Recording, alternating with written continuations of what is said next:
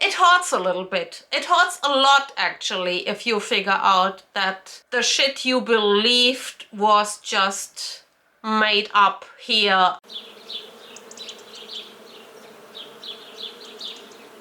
If you are new here, I'm so glad you made it to this channel. My name is Stella the Bumblebee, and I'm sharing my journey through life and challenges and traveling and all the other fun stuff that is happening with me while facing the big 50 next year. Today I want to share my 5 small little habits that changed the world for me. I'm not an expert, I'm not a doctor, I'm not a psychologist. Before I am diving into everything that I'm sharing with you today, I want to frame a little bit my story and also the history that brought me where I am today. As I said, for the last 7 to 8 years, I had a lot of weight gain, but it was a very sneaky process that was easy to ignore. And I also had kind of a storyline and narrative in my head why things were happening in the way they were happening. And weight gain was only one symptom. There were other symptoms. And from a medical perspective, it was quite easy to explain it with menopause. I was entering menopause. I'm turning 50 next year, so yeah, you can blame menopause pretty much for everything. And if you want to learn a little bit more about my health and also my weight journey, then there is a video here and also down in the description. And at one point I for sure will make a video that goes along the line of Stella explains her world, because this is pretty much what happened. I tried to explain changes to myself in a way that a little bit, I would say, took away my own responsibility. It is quite easy to blame something very abstract as menopause. This is not the reason, and also this is a factor that you cannot change. So if you are blaming that one thing to be responsible, how can you change it and how can you reverse what is happening to you? And here is where things come into place, where I'm like, okay, those are things that I can change. Those are things that are under my control.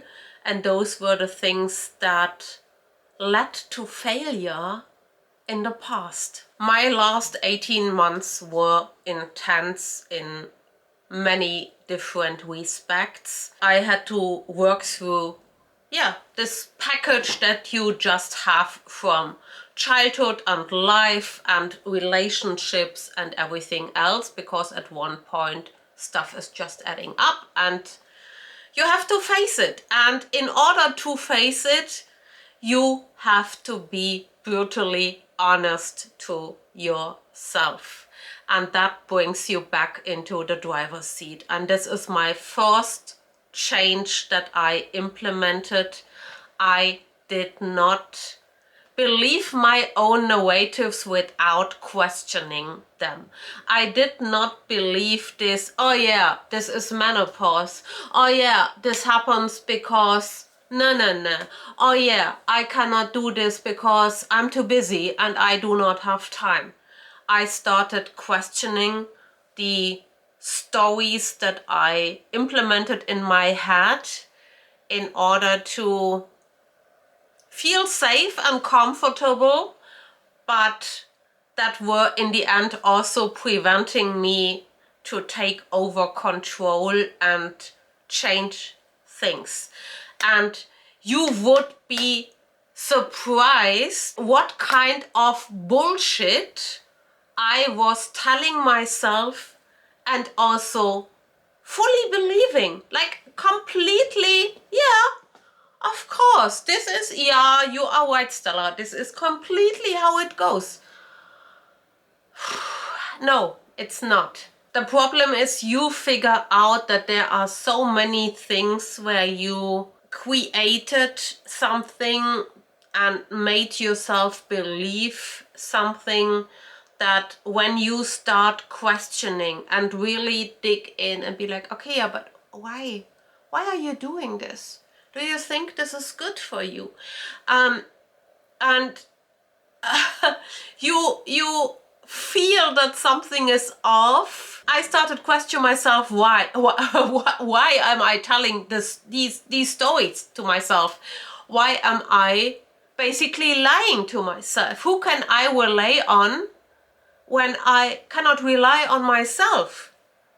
How is it possible that I cannot trust myself and my own brain? And I have a theory, and again, I'm not a doctor or anything, but I have a theory that everyone, and including myself, still is programmed with a system update that was done in the Stone Age.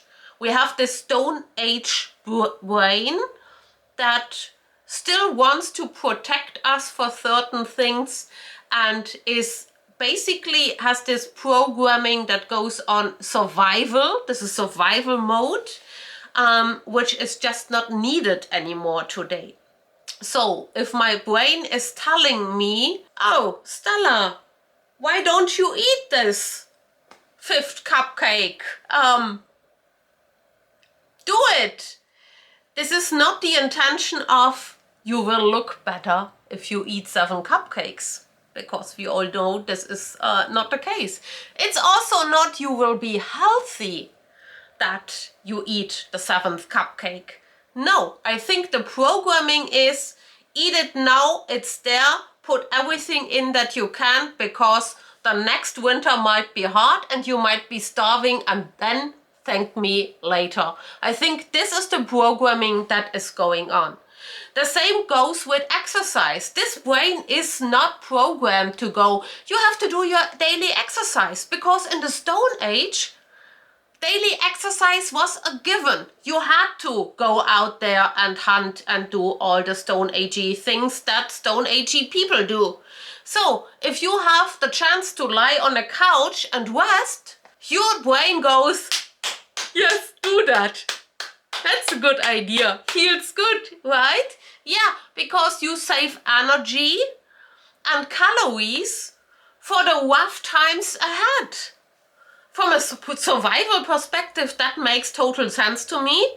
From a nowadays Stella that tries to keep everything going as it's supposed to be going, and we are not designed to sit 8 hours in an office. We are designed to walk 8 hours and hunt down a flock of antelopes or something. Then things are going out of control slightly, and I think you really have to pinpoint and be like, no, yeah, no, this is not what we're doing. Why are we doing that? What do we want to achieve? Where do we want to go? What is our goal? And then try to tackle that from another perspective. But the thing is, you can only try to tackle if you are brutally honest with yourself on where you went off track with. Also with habits that sneak in without you even realizing. In the past, I was doing everything by bike. I was riding my bike constantly, and then I stopped doing that. First, I stopped doing it so frequently, and then at one point, obviously, I stopped doing it altogether.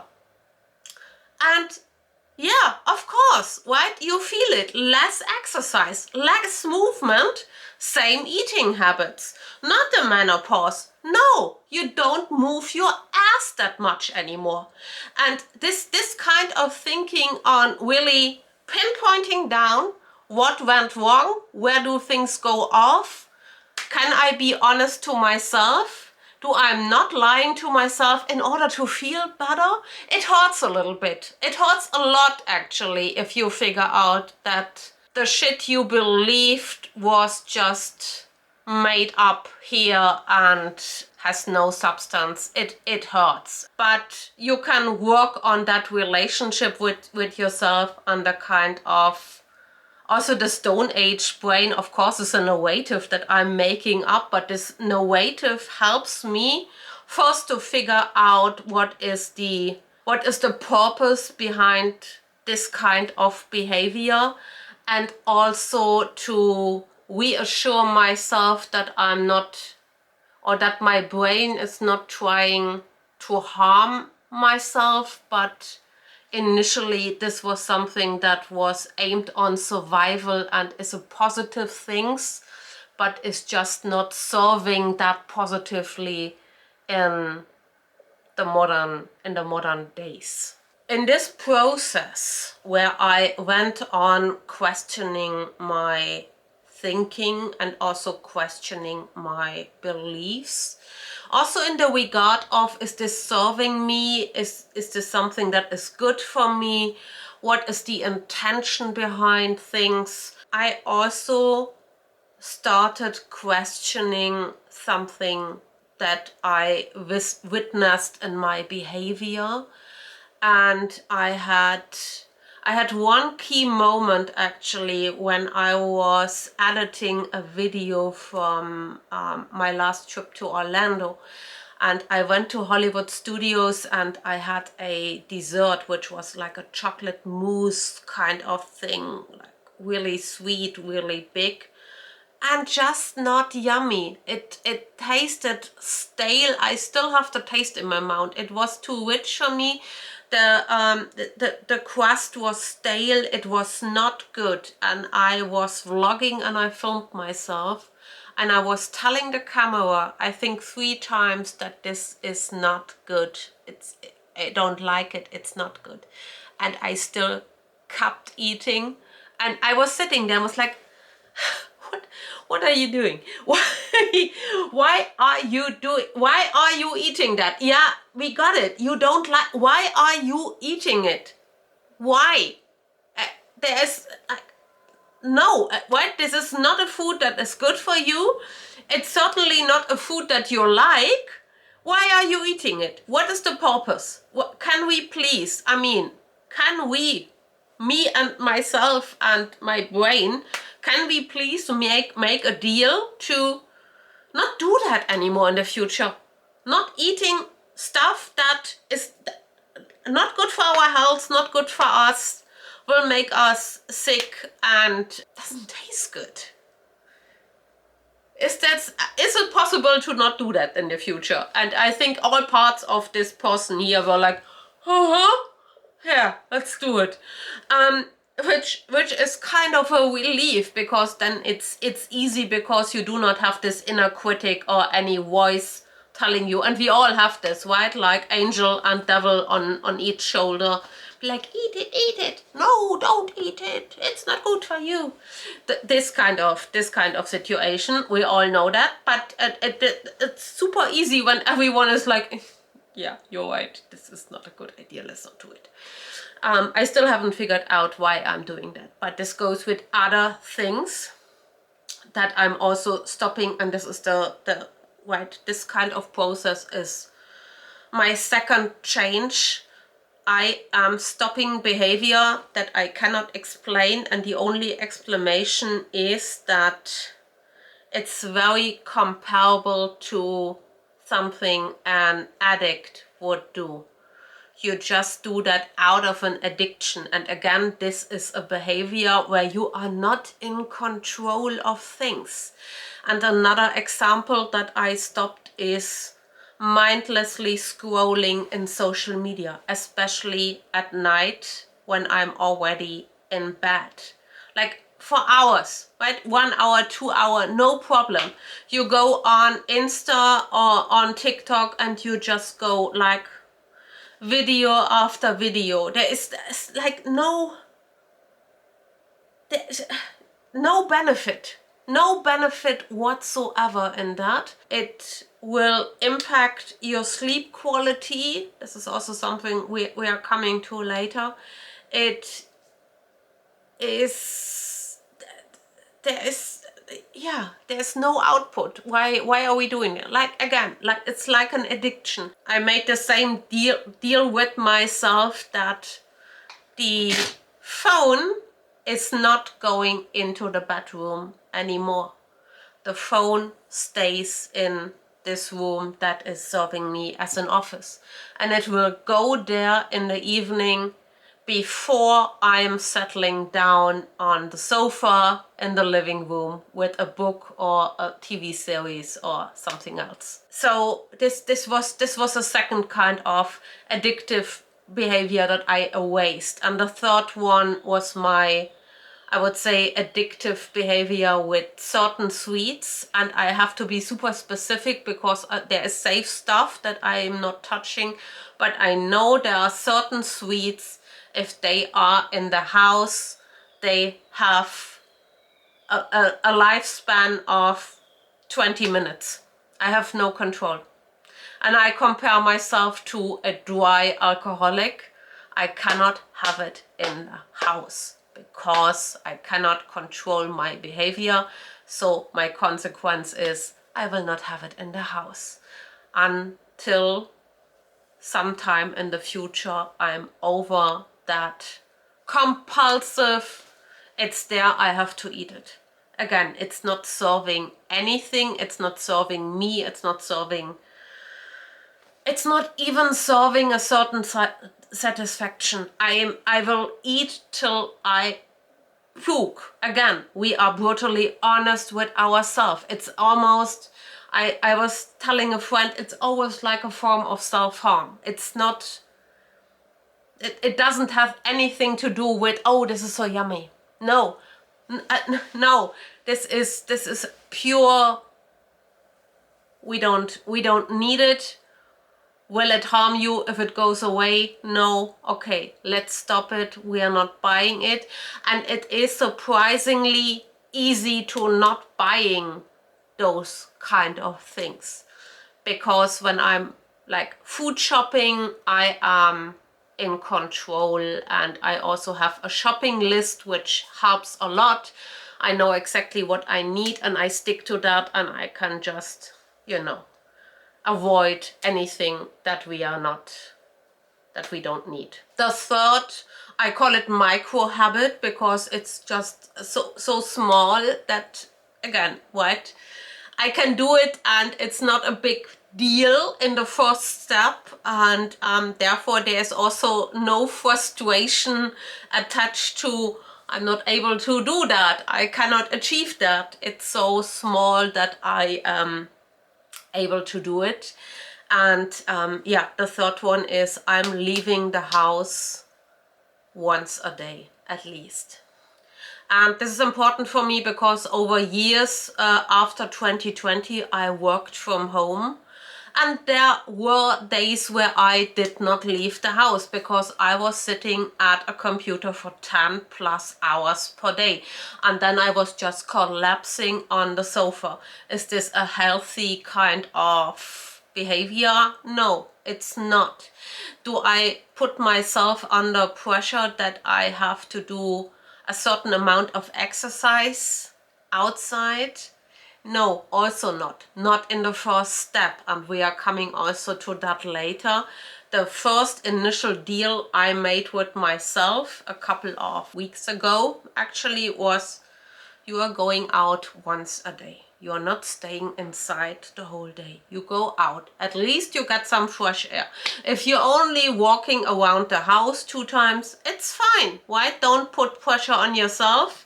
Things evolve quickly.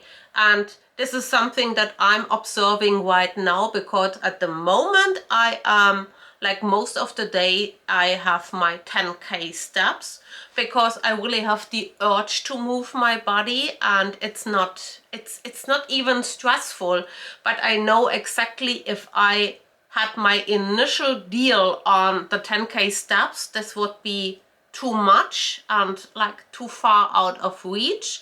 I have to ease this behavior in, like other behaviors eased out of my life. And so I'm bringing this slowly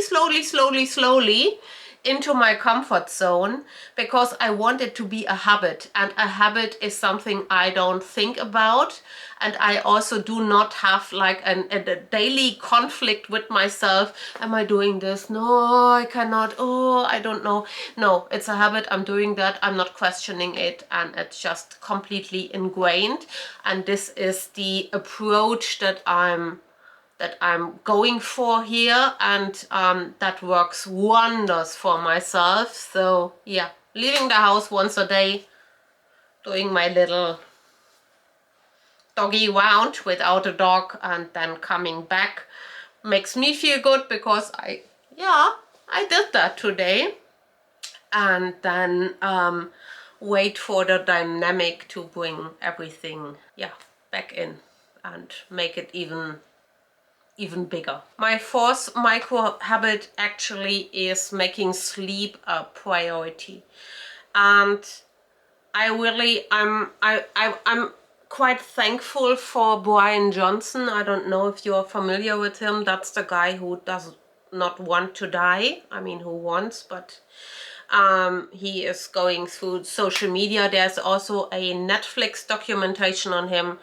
Many people think that he's a weirdo, and I tend to cherry pick from such people like what serves me, and the whole sleep topic was actually an eye-opener for me because I wasn't aware that a good night's sleep and also the amount of sleep that you need to recharge your body also helps to bring stress levels down, and is good for your, like, the whole system basically is profiting. And I really got a habit on I'm going to bed at the same time, coming back to the no phone kind of policy in my bedroom. Also waking up at the same time, because our bodies like a certain routine, and it is quite beneficial if you stick to that and do not compromise. And as soon as this is implemented, it's just great, and I cannot tell you how much better like my sleep quality is. This is I wake up and I'm actually fresh. I'm not tired. I mean, the amount of time where I, had to put my my alarm clock on snooze, and I was completely drained already in the morning, and I needed a lot of coffee, and it was just so stressful and hard. I don't need an alarm clock anymore. It's like magic. I'm awake same time every morning. I mean, the day just starts better, and everything is easier, and I also have a lot more energy. And in order to get there, I feel he's also a good source on like experimenting a little thing on what you need in order to have really a wholesome environment where you can have a good sleep. I do not have like a TV or any kind of screens in my bedroom.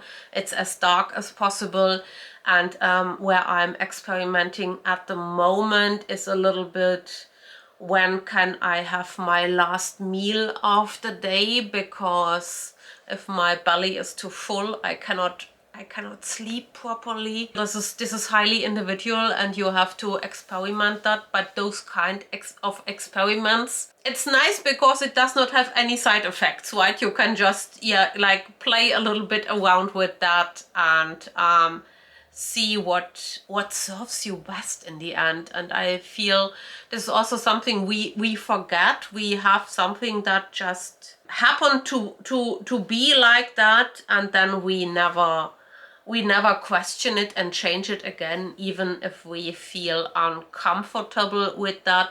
And I think this is also a good exercise on, if I want to, I can change stuff, because they serve me better. My last little micro change is really a very conscious self-reflection, where I'm very often asking myself questions on certain behavior and on decisions and also on other stuff. And this is not that I'm starting to overthink, and I'm not starting to like overly doubt myself.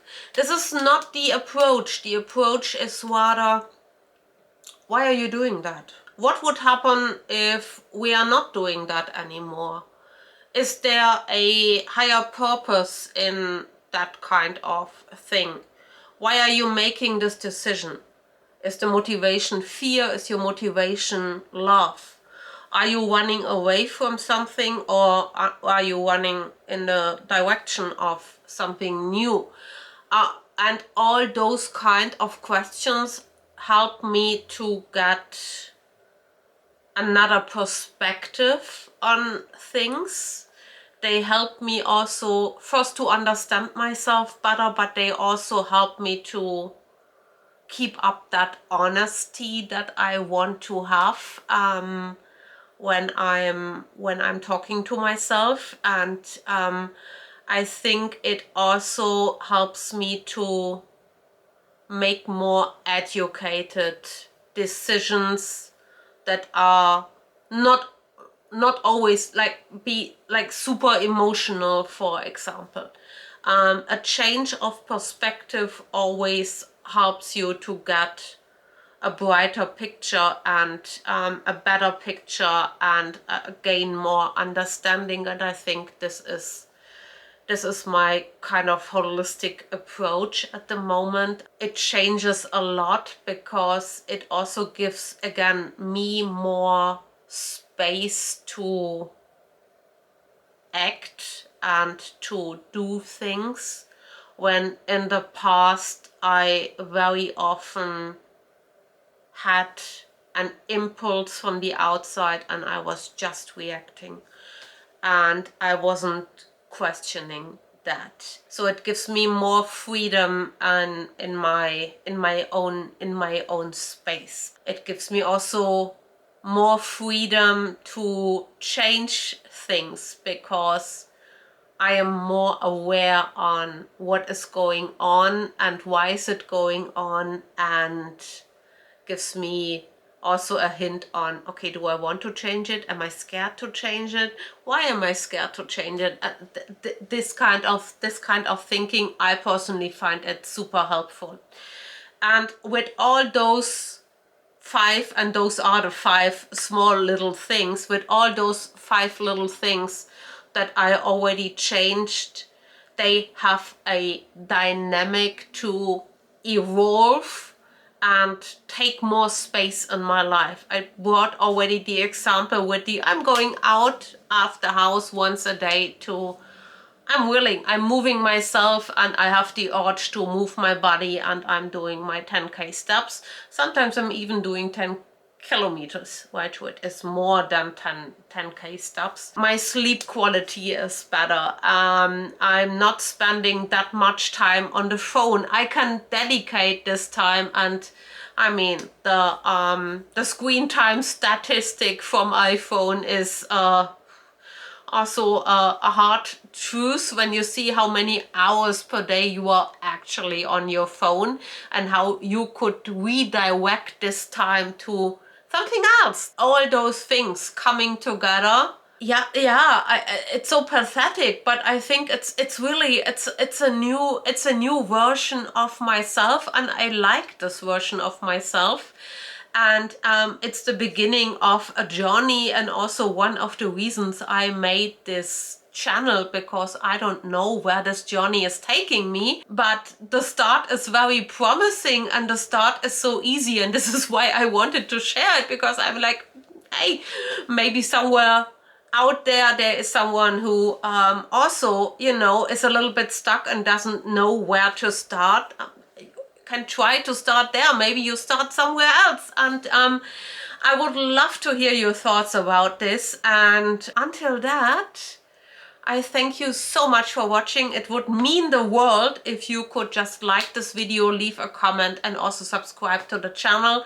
There is a lot to come. I'm also planning a lot on my traveling adventures, but I have so many thoughts on my personal journey, which is also kind of a traveling adventure, if you want to put it like that. And yeah, thank you for watching, and